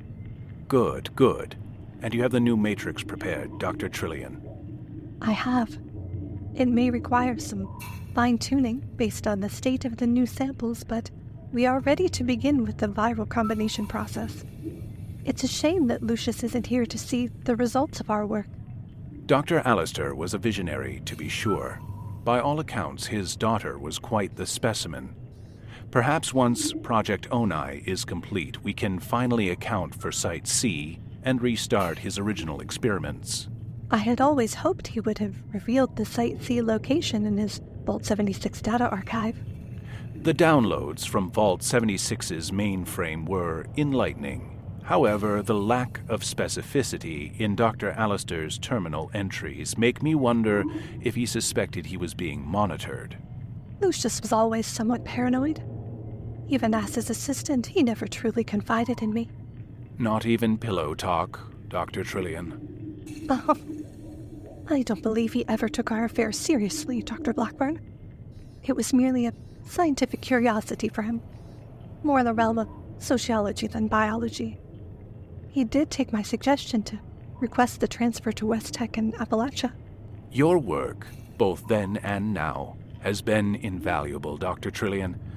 Our first priority will be to complete the Phase 3 experiments, then coordinate with Team Charlie to test our control mechanism. Ah, Grey 9. It's so good to see you again. Dr. Blackburn. And those are our samples? They are. And if I ever set foot in the mire again, it'll be far too soon. Unnecessary sacrifice. And you're sure the courier is dead? Shot her myself. Then she was scooped up by some giant mutated thing. Didn't get a good look at it, but it might have been one of Beta's rejects. Shot, then eaten. Perhaps a fitting end. She served her purpose, and now we have what we require to complete Project Onai. This container has about half of what we recovered. The other half is going straight to your lab. We suspect, but cannot confirm, that what was left was destroyed. That is unfortunate. It appears these interlopers were actively looking for the samples as well. Where they might have gotten the information is a mystery, though the director is taking steps to address their interference. I wouldn't mind getting my hands dirty again. That is for the Council to decide. Please leave the samples here. If we have any further questions, we will contact you. Of course, Dr. Blackburn. He is quite efficient. As a result of the only viable research Beta Team was able to pursue. The mutagen serums? As opposed to their various mediocre monstrosities, the serums have proven very useful for the field teams. enhanced reaction times, increased intelligence, strength, and speed. It's just a shame the Enclave researchers who provided us with their work had to be purged. Unfortunate times, Dr. Blackburn. I was quite fond of Dr. Humphreys. I believe it was the inclusion of our Chinese counterparts which they found objectionable. The Council decided that they had served their purpose, and if we are to prevail, sacrifices are required. As you say. Ah, the Mariposa samples. Hard to believe we've waited almost 30 years for this moment, and so unfortunate that the original facility was compromised. This is the first step into a new future and a new world. Bring these down to the viral replicators. We are going to need to mass produce the new strain as soon as our experiments are successful. Of course, Dr. Blackburn. I'll get these down straight away. Now, I need to update the director and also see if any decision has been made regarding the Brotherhood of Steel. I suspect we may extend Operation Keystone. Dr. Trillian nodded and collected the pack of cylinders. They were similar to the ones she had worked with during her time as Dr. Alistair's lab assistant. It had been an enlightening assignment, helping the good doctor with his work, then seducing him into an affair as part of her being his handler for the pact. After all these years, she still regretted the missed opportunity, the miscommunication between pack agents who failed to collect the good doctor before he was whisked away to Vault 76 with his wife. Dr. Trillian tried to shake away the thoughts of the past and instead focus on the future. The decades being cooped up underground had taken a toll, both mentally and physically, but now she could see a better path ahead. We'll be able to work out in the open soon. I'm sure of it. Dr. Trillian walked out of their lab and into a long concrete hallway. The echoes of her footsteps were joined by others, researchers from the other teams, the heavy boots of the Greys, and the half-limp, half-jog of the Deltas. She tried to suppress the unease she felt as the short-cloaked figures shuffled past her, mumbling in their incoherent language. Even with the shock collars and mental conditioning, the Deltas were at best, at least in her opinion, unreliable. Clear evidence of their past rebellions and constant guerrilla warfare as the Greys continued the pacification campaign to bring the renegades back into a fold were enough for Dr. Trillian to keep an eye over her shoulder. Soon it won't matter. Nothing will be able to stand in our way. At the end of the hallway, the doctor entered one of the large elevators and traveled down several levels into the depths of the facility. The doors opened into a large cavernous space. On one side, tended by Team Alpha's technicians, were the viral replicators. They had been used for years to manufacture the Pax version of FEV, along with a variety of other viral compounds, some more successful than others. On the other side of the cavern were rows and rows of clear glass containment vessels. In each and every one of them was one of Team Alpha's enhanced super mutants. These, however, were different from the ones currently wreaking havoc on the world above. Contained within each mutant's DNA was a specifically crafted viral receptor, linked to a secondary, inert virus. Once the Mariposa samples were processed, they would awaken these subjects' true potential and make Project Onai a reality. To the future. Threat analysis red. Weapons free.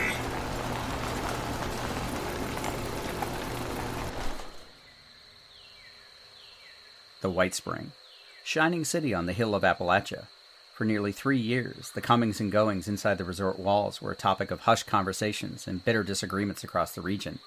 Some viewed the stability and economic benefits provided by the Colonel's new enclave as a blessing, while others could not turn a blind eye to the rumors of the methods used to secure that stability. However, the people felt the stories of the Battle of the Bog, Spruce Lake, and now Emmett Mountain were the fodder of local barflies, travelers, and traders, and the numerous refugees fleeing the super mutant hordes that now dominated the Savage Divide. As the frightened civilians gathered around the few safe havens, the gates of the White Spring remained closed. Anyone who ventured near were given stern warnings from the tight-lipped sentries or patrolling bots, and those foolish enough not to heed didn't receive a second one. Hostile detected. Commencing neutralization. Along Refugee Road, the residents had been on edge, after a rash of disappearances and even more mysterious reappearances of those they thought were lost. There had been growing concerns that the White Spring was not the hospitable home it had once been. None of this was laid at the feet of the Colonel. To the people, she was viewed with nearly mythic reverence. The stories told and retold of her exploits served as inspiration, that she was a living, breathing representation of the mission of Vault 76. That she rarely visited didn't matter as much, as long as Major Stein had served as her stand-in, relaying requests and providing the tools necessary to turn what had been the old resort cabins into a thriving settlement. Today, however, was much different.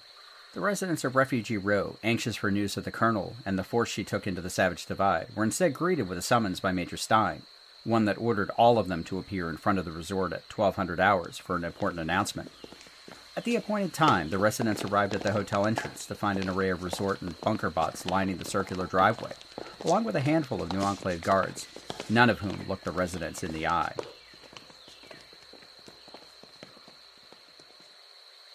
Residents of the White Spring, thank you all for coming. All eyes turned to the balcony as Major Stein stepped forward, with Captain Reynolds by his side, barely hiding a smirking smile. As you may be aware, we've made some changes here at the White Spring.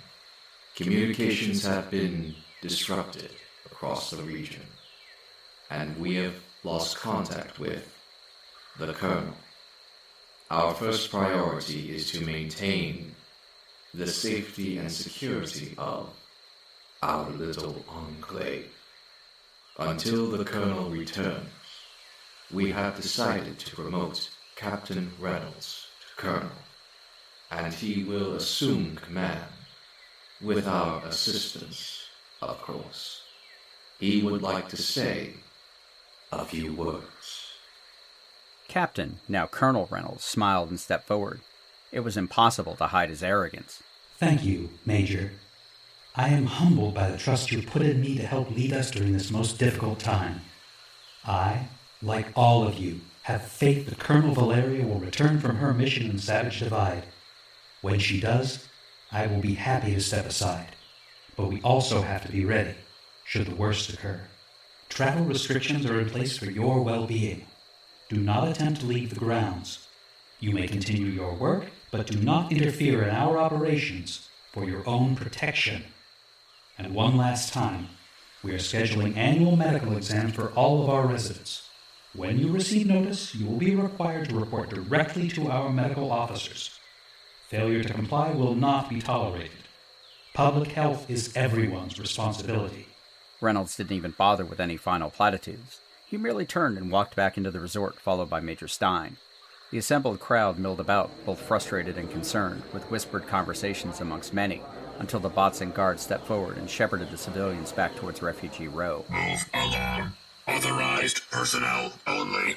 Colonel Reynolds brushed imaginary dust off of his newly minted eagles on his shoulders as he walked through the hotel towards the bunker entrance.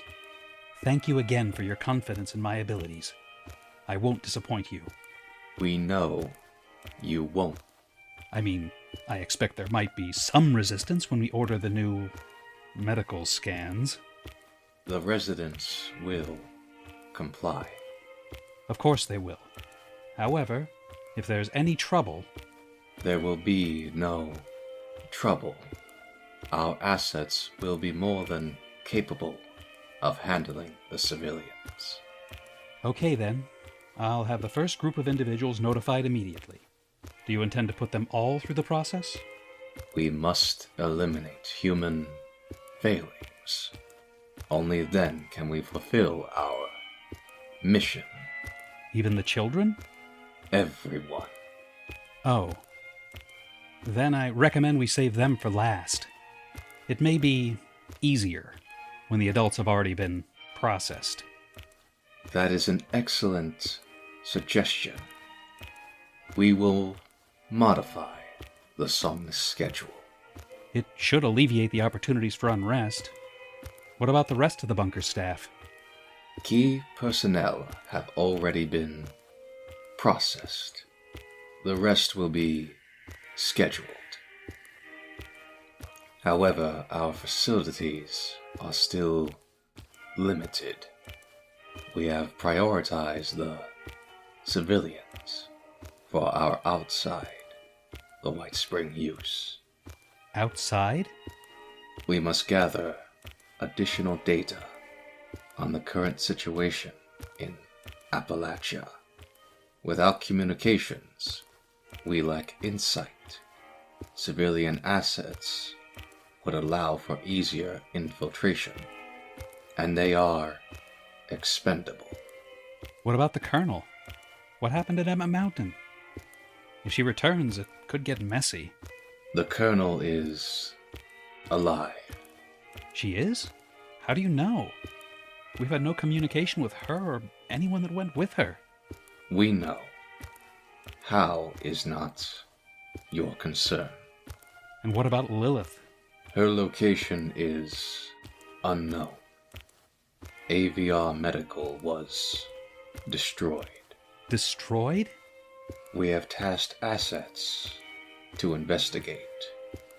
If she is alive, then we must secure her for our own purposes.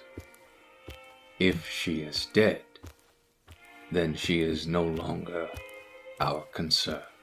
The thought of her running around makes me very nervous. She is an anomaly. However, she will not be allowed to interfere in our plans.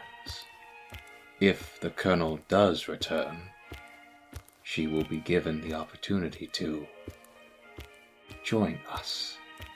I suspect she will refuse. As we have stated, all assets are expendable. Reynolds wiped the sweat from his brow. It was a surreal experience speaking to Major Stein, but not Major Stein. Whatever MODUS had done to the man, the two of them were functionally one and the same. Reynolds would suggest to MODUS that he would be better served with a more human Stein, if that was even possible, but at least for the moment the priority was to secure his own position and ensure that if the Colonel should return from the Savage Divide, that she would not have the opportunity to hear MODUS's opportunity.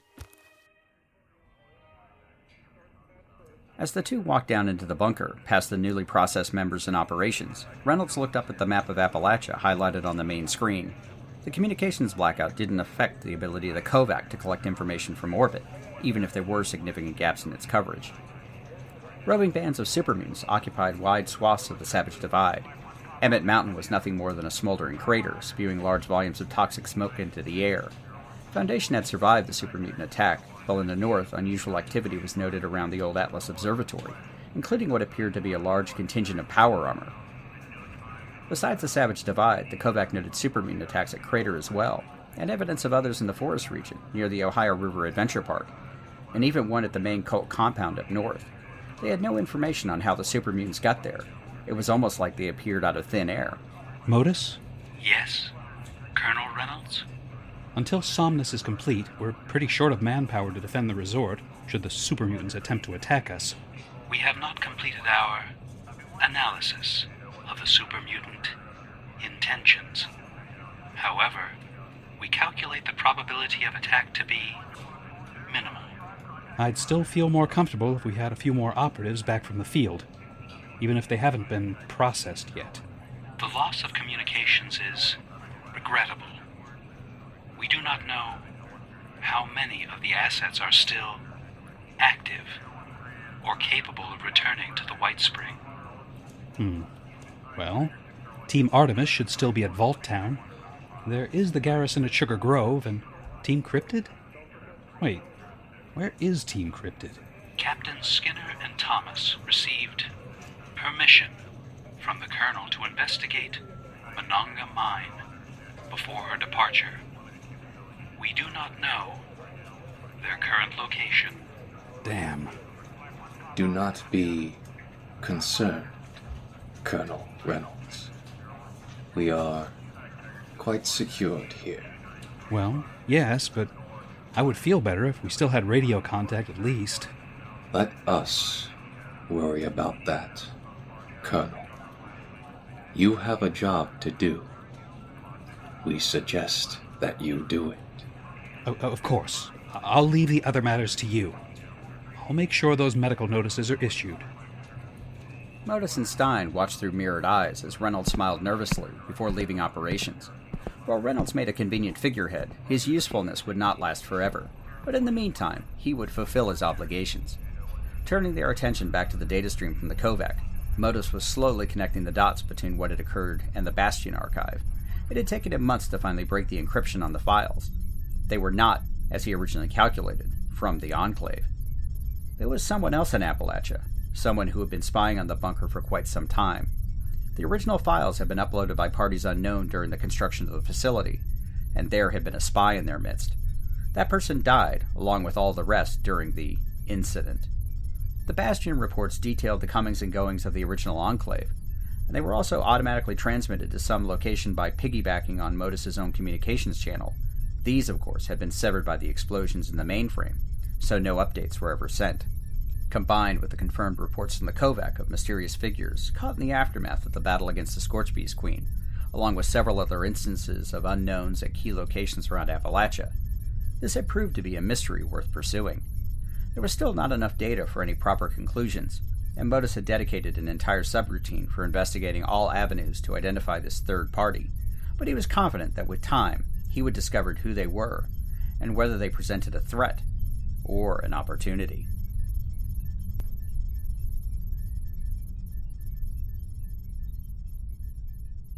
Doesn't.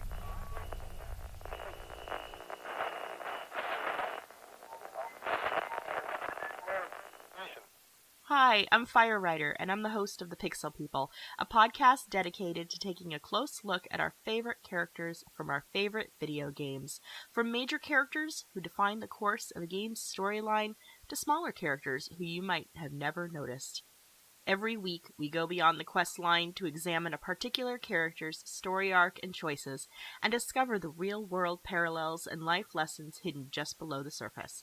I hope you'll join us. You can find the Pixel People on Anchor, Spotify, Apple Podcasts, and everywhere else you listen to podcasts.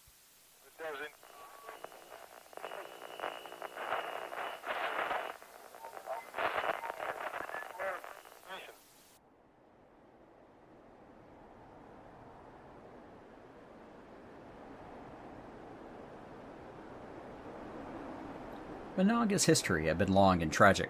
Before the war, the Hornwright Mining Company purchased exclusive rights to the mines north of the town. While the initial payments were considered a godsend to the near-destitute town, the promise of future wealth soon died on the vine as the Hornwright auto miners quickly harvested the valuable ore, leaving the mines themselves empty and worthless. The town council soon realized they'd been sold a bill of goods by the giant mining corporation, but there was nothing they could do and instead found themselves in an even worse position than before. However, when the bombs dropped on October 23, 2077, the residents faced an even greater challenge.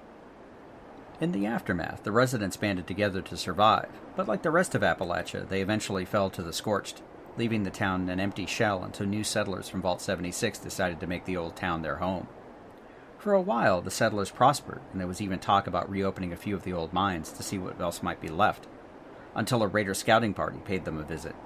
This was the first group of Blood Eagles who reached Appalachia, spurned on by rumors of gold in the hills.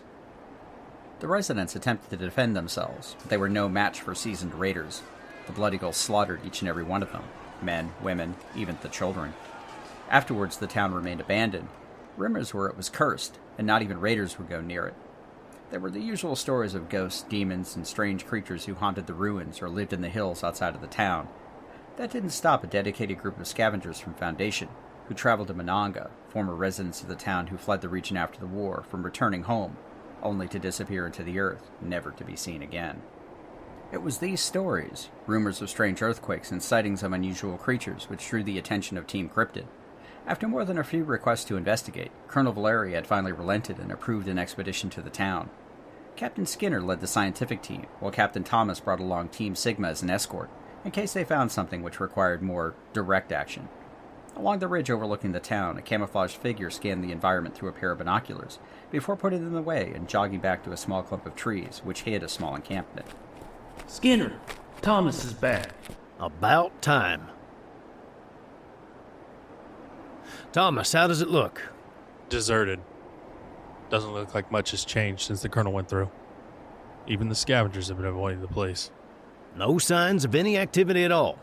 Hard to tell from all the way up here, but as far as I can tell, it's a ghost town. Well, if those super mutants don't stop chasing us, we might just join the ghosts down there. No kidding. Did you see how close the mutant hound came from eating me? To be honest, Douglas, it was almost dead by the time I got anywhere close to you. Well, I didn't know that. All right, folks, that's enough. The super mutants seem to have lost our trail, but they cut us off from going back the way we came. And we can't contact the bunker, or anyone else for that matter, because of the radio interference. Right now, I figure it's better we complete our mission. Then we can work out a way to get back south. I'm with Skinner on this one. We're here anyway. The town provides a lot more cover than sitting in the open. Plus, Douglas here has piqued my interest with all those tall tales of the monsters of Monongah. Please don't remind me. I've had a hard enough time sleeping as it is without the constant ghost stories. Sorry, Emily. I mean, it's just so interesting. And there's something really strange going on down there. Or in the old mines. You convinced me, Douglas. These don't sound like ghost stories to me. And we saw similar reports from West Tech, and we know what happened there. All right. We have a few hours of daylight left. Best to get down into the town and find a spot to camp. I recommend the biggest, stoutest building you can find. Sigma will sweep the perimeter and meet back up with you as soon as we're finished. Radios work at short distances, so don't get too far away. Sounds good, Thomas. All right, Team Cryptid. Get your gear and let's get moving. The two teams couldn't have been any more different. Team Cryptid, the oddball scientists and researchers dedicated to the strange and unusual, and Team Sigma, made up of some of the toughest fighters in the new Enclave. They had both been forged in the fires at the Battle of Spruce Lake, and as different as they were, they meshed perfectly. One was the velvet glove of science, and the other was the mailed fist of war. Sigma fanned out to cover the perimeter of the town, while Team Cryptid went straight down the main road, passing the burnt-out remains of an old church. Captain Skinner averted his eyes. He'd read the Colonel's report, and if he had been in her shoes, he would have done the same. Would you take a look at that? Douglas pointed at an enormous boulder sitting on top of the crushed remains of one of the old houses. He traced the long, jagged path from its final resting place across several streets up the hill to where it had been dislodged from the hillside. That is certainly evidence of seismic disturbances. I don't like the look of the rest of that hill, and any rough shake could bring it all down on top of us. Keep your eyes open, team. First things first, let's find a good spot to set up. Then we can investigate the town. Team Cryptid kept walking down the main street of Monongah until they came up to what had been the old police station. It was built with heavy masonry walls and had a commanding view of the rest of the town, being backed against the side of the mountain. All right. This looks to be a good spot. Emily, Douglas, get inside and find a place for the equipment. The rest of you, check out the nearby buildings just in case, then report back here. Skinner watched as his team dispersed. In the back of his mind, he wished Thompson had been there. The old captain was sorely missed. The team had thrown themselves back into their work after Spruce Lake, cataloging and eliminating a variety of cryptid threats, including an infestation of snallygasters outside of Charleston, and a particularly vicious grafted monster threatening the Nuka-Cola plant at Kanawha. I still wonder if Emily was right about that monster being somehow addicted to Nuka-Cola. Douglas had been the driving force behind investigating Monongah. There was just something about the stories and odd reports from the field that suggested more was going on, something that only Team Cryptid could uncover. When the Colonel had finally agreed, it was in the midst of the rising super mutant threat. Skinner didn't know exactly what was going on. Their last communication before the radio stopped working was that the Colonel was leading a force into the Savage Divide to relieve Captain Jones's team and a group of civilians at the Emmett Mountain disposal site. Skinner had almost turned the whole group around when they lost contact with the bunker, but the appearance of super mutants behind them, cutting them off, was enough to convince him that they should keep going, and then see how they would get back later. Captain, we're all set. Looks like the place has been picked clean, but the structure is intact. Good job, Douglas. Emily found some old police files, too. They mentioned missing hackers. Might be worth reviewing. All right, we'll take a look when everyone gets back. Douglas stepped back into the police station. Douglas was a bit eccentric, maybe not as much as Lawson had been, though the two of them could argue endlessly about the Unstoppables. Skinner figured this Monongah adventure was Douglas's way of trying to get over the loss of his best friend, and maybe this was something they all needed. Skinner. Hey, Thomas, is the perimeter clear? Found some animal tracks, ragstags, maybe a Yaogwai or two. No super mutants, but I can't guarantee that they could pick up on our trail again. I'm worried, Skinner. I got a bad feeling about all this. You and me both. But we have a job to do, and it keeps the team focused. As soon as we wrap things up here, we can try to make a run to Vault Town. I figure it's secure, and we can link up with Artemis. Maybe they have a better idea about what's going on. You're the boss. We're just the muscle, right? But seriously, let's not do anything stupid, okay? Yeah, this is Team Cryptid. Some people think stupid is our middle name. Ha ha. My team is already set for rotating watches. You do your science thing, and we'll watch your back. Thomas saluted and jogged off to patrol with his team. Skinner appreciated Thomas's sense of humor and ability. Far from the Green Vault Kid, Thomas had matured into an experienced leader, and he was utterly reliable. Skinner did one last scan around the town before calling the rest of Team Cryptid to rally back at the police station. Once they all got inside, the captain stood in their makeshift command center, which had been the old police cafeteria before the war. All right, we're here. I don't know how much time we have, so let's make the most of it. What do we have so far? We set up seismic monitoring equipment, both here and on both ends of Main Street. I found some maps of the local mines. All of them seem to be in the hills right above the town, not that far away at all. I reviewed the old police files Emily found. They're from right before the war. There was a rash of disappearances in the area. Hikers, climbers, tourists, about a dozen or so. Mysterious sightings of weird-looking creatures, too. The cops mostly took them as people just saying things. That's pretty thin, Douglas. We just got here. Might be a lot more information in the archive downstairs, but Private Barnes found something interesting in the old house down the street. Barnes was a relative newcomer to Team Cryptid. His family had settled in Refugee Row, and he'd only graduated from basic training a month before.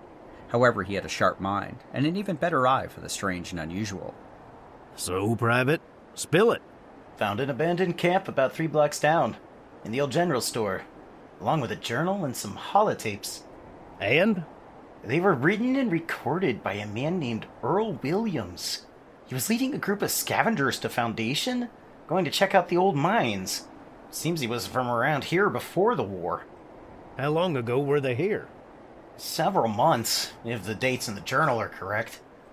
Williams. Oh, yeah. One of our field operatives sent in a report about missing folk at Foundation. One of them was Earl Williams. His daughter was asking folk to go to Monongah to see if they could find him. Last I heard, no one was willing to look. What does the journal say, Private? Well, I haven't had time to read everything, but it covers the group's journey here from Foundation. Seems Mr. Williams believed there was still valuable supplies and ore in the old mines, and he was dead set on retrieving it. He left Foundation with 20 people, and they lost 2 along the way to a raider ambush. Huh. Okay, so we know how they arrived here. Anything else? The last entry stated they were heading up to the mine the next day. And they never came back? Doesn't look like it. I found sleeping bags and packs, but no tools or explosives. Figure they would have taken all of that with them. Well, that's not much to go on, but if they made it into the mines, perhaps they left tracks or a way for us to follow in their footsteps. Are we sure we want to do that, Captain? All the stories lead to those mines. One way or another, we should at least take a look. Emily looked concerned, but she couldn't argue with the captain's logic. Private Barnes retired to the holding cells to review the holotapes and the rest of Earl Williams' journal, while Douglas went downstairs into the archive to see if he could find any other information about the strange goings-ons before the war. As the night fell, Skinner checked in with Thomas on the radio. Neither him nor any of his team had reported any contacts or movement anywhere in or around the town. It was like watching over a tomb, and it made the hairs on the back of Skinner's neck stand on end. In the middle of the night, the captain was woken by the distant rumbling coming from the hills above the town. Getting up from his cot, he threw his uniform top over his shoulders and went downstairs, even as the building started to shake, as the tremors became more pronounced. He found Emily hunched over her equipment, typing furiously on the keyboard. What the heck is going on, Emily? The other members of Team Cryptid all came downstairs, in various states of dress. It's not an earthquake. These readings are far too linear. It's like something is traveling underground. Something big. Almost as to highlight Emily's statement, the rumbling sounded like it was coming right down the street towards them. So much so that Douglas, dressed only in his silver shroud pajamas, leaned out the front door of the police station and kept a glimpse of whatever was coming towards them. But instead of seeing a herd of stampeding Brahmin or Yagwai, the street was empty. The building swayed once, then twice more, before the tremors seemed to move off, leaving Team Cryptid still holding on to whatever they could to keep from being knocked from their feet. Skinner, come in. What the hell was that? Skinner let go of the cabinet he'd grabbed a hold of and reached down, picking up the radio from where it had been knocked from the table. Not sure, Thomas. You okay? We're still here. Saw a couple of landslides come down off the mountain. We're a little shaken up. Do you need us over at the station? No. Stay where you are. Keep an eye out for anything unusual. It's all unusual. I get it. We'll report if you see anything. The radio clicked off and Skinner looked around the room. The rest of Team Cryptid was as confused as he was, with the exception of Emily, who was still working on the keyboard on her terminal. I got it. You got what? I backtracked that tremor to its source. It came from just about where the mine is located. See? Emily pointed at the screen. It took Skinner a few seconds to sort through the data, but he was able to follow the track, a clear line on the display, from the location of the Monongah mine, down the mountain, through the town, before it faded off to the southwest and vanished. There were additional small tremors, too small to feel themselves, but enough for their equipment to detect. They were all centered in a cluster underneath the old mine. Well, ain't this peculiar? Looks like a job for Team Cryptid. Be careful what you wish for, Douglas. This ain't no run-of-the-mill mystery anymore. We still have a few hours before sunrise, but I think it's safe to say that none of us are getting back to sleep.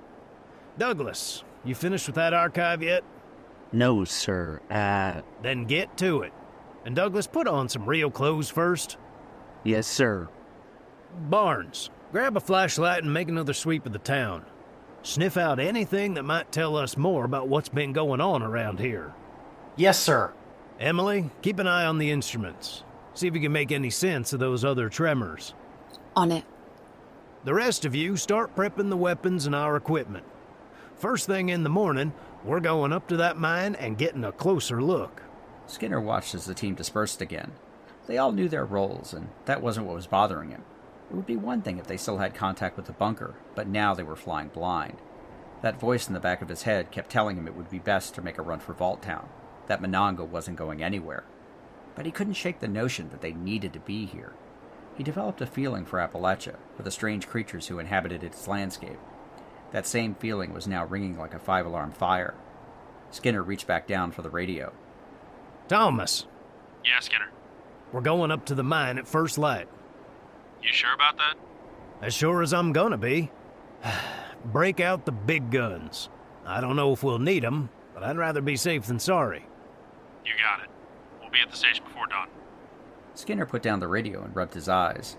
Team Cryptid was busy fulfilling his orders, and he could picture Thomas relaying the message to his team, getting them ready for the hike up the mountain in the morning. He stepped outside and took a look up at the dark smudge of the mountain behind them, looming large over the town. As the wind whistled down the mountain, Skinner could have sworn he heard some kind of inhuman howl. Shaking his head, Skinner retreated back into the old police station to lend a hand, and grab one of their maps to plan their hike up to the mountain in the morning.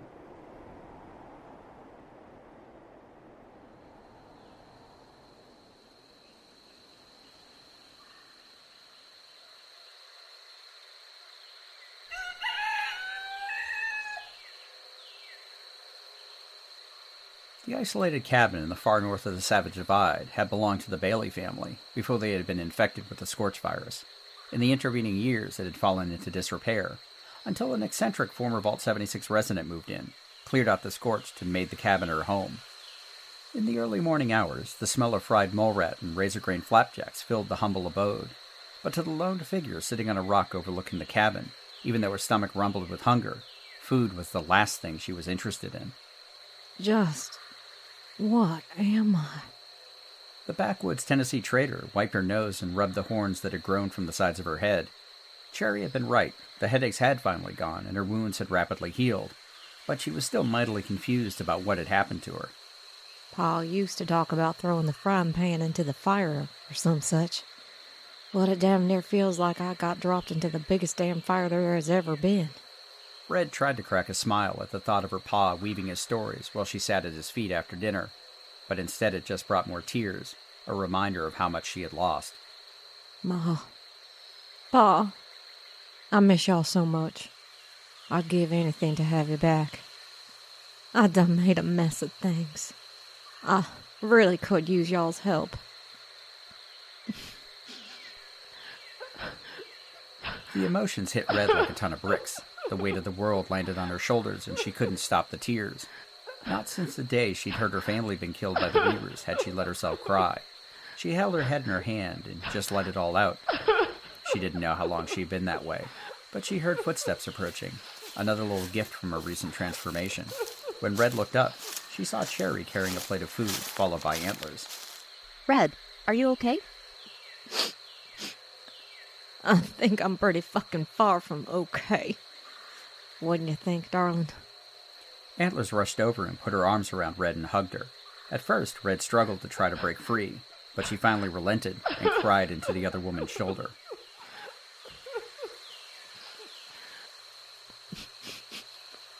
What did you do to me? What am I? Antlers just held Red as she sobbed, until she finally felt spent and looked up, finding Antlers staring at her with the kindest eyes. I don't need a note to know what she's trying to tell you, Red. You're exactly the same person as you were before, with some extras. Antlers works in mysterious ways, and I'm just along for the ride. Cherry walked over and put the plate of food down next to Red. This is a lot, I know. Even in Appalachia, this isn't anything ordinary. You have questions, and I'll answer them as best as I can. Red wiped her nose again, and Antlers dabbed the tears from her eyes. First, you should eat some food. Then we'll talk. I'll tell you everything I know about the Arctos Pharma and their mutagen research, because Antlers here was one of their experiments.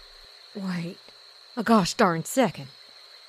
I thought everyone in Appalachia died, or became scorched. They went into hiding, underground. That's all Antlers could tell me after I found her. It was a lot for Red to process, but she had the reality of what was right in front of her, and the very real changes she had experienced. And as Red looked at Antlers and back to Cherry, she pulled herself back together and picked up the plate, finally savoring the smell of fresh-cooked food. All right. I don't take kindly to someone putting a few bullets in me and leaving me to die in this godforsaken swamp. Antler saved me 3 times now. That means I owe her. And I owe you. If this is all connected, me, fucking Vinny, those assholes who tried to kill me, then I need to know what's going on. Antlers smiled and gave Red a big hug, careful not to spill the plate of food. Let's go inside. I just put on a fresh pot of coffee, too. Oh, there's one other thing. Besides the vials Antlers took, I found this on her. Bastards stapled it through her ear. Cherry reached into her jumpsuit and pulled out a small metal tag. It had an odd shape, with the remains of some kind of logo on one side. Some kind of animal. A bear, maybe? She handed it to Red, who turned it over to find a number on the back. A724B. I guess that's what they called her. I found other tags, too. Come on, before the food gets cold. We have a lot to talk about. Darling, damn straight we do. The 3 women walked back towards the cabin. Red reached up and felt her horns again, before turning her mind back to Vinny Costas. He and whoever hired him underestimated her, just like the Reavers before them. Red didn't run, ever, and she'd make damn sure they regretted ever crossing her.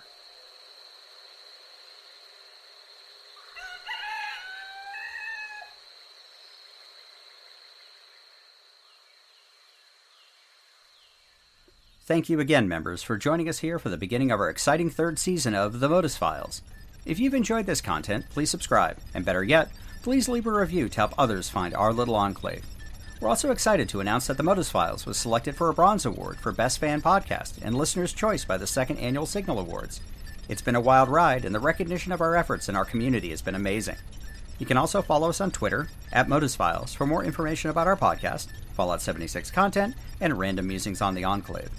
I'd also like to thank our cast, Pandora Beatrix as young Valeria and Colonel Valeria Faustina, Lucy Middleton as Major Lilith and Amanda, XO1 King as Major Andrew Stein, Maria Cheshire as Lieutenant Cindy Connors and Rose the Raiderbot, Chrissy Williams as Trader Red and Vera, Jessica Starr as Commander Sofia Daguerre, Austin Rogers as Lieutenant Jones, Aaron Foster as Captain Thomas, Nikki Stix as Researcher Emily, Eric Gold as Private Douglas, Vitriol Plays as Scribe Odessa Valdez and Dr. Trillian, Firewriter as Eugenie, Aaron McNamara as Dr. Naomi Harefield, Chris Smith from One Wall Comedy as Graham, the Sunny Venderbot, Sergeant Blaine, Vinny, Ares, the Blue Ridge Guard, Knight Shin, Felton Reed, Private Barnes, and the Super Mutants.